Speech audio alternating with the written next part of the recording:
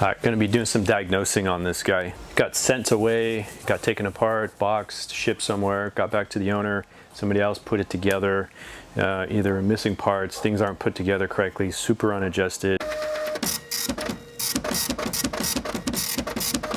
Usually when you do something like that, you're getting it boxed, you're taking it somewhere else, someone else is putting it back together for you, you're paying that fee.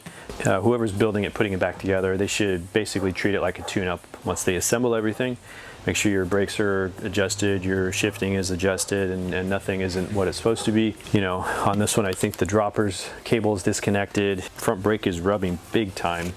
Whole caliper came off for whatever reason. Maybe they're trying to protect it. Put it back on, probably missing some spacers, so now the caliper itself is actually hitting the rotor, the top of the rotor. So spinning the wheel.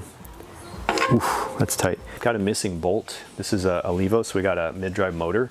Missing bolt for the motor mount. It could have been like that. Maybe the rider didn't realize it vibrated loose, but it is gone. Those bolts just don't come loose and fall out.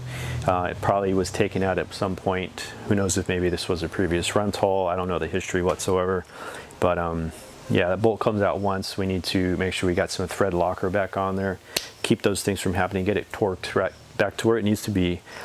Plus getting your thread locker back on there. Keeping that bolt from vibrating loose if we don't get it torqued correctly.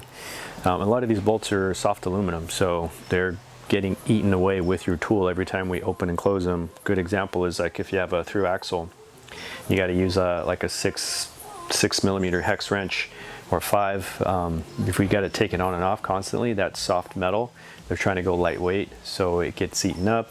The opening gets a little bigger and bigger. Pretty soon now the tool is stripping and now we're stuck and we got another problem. So good idea if you can catch that on those things, get it replaced before it gets worse.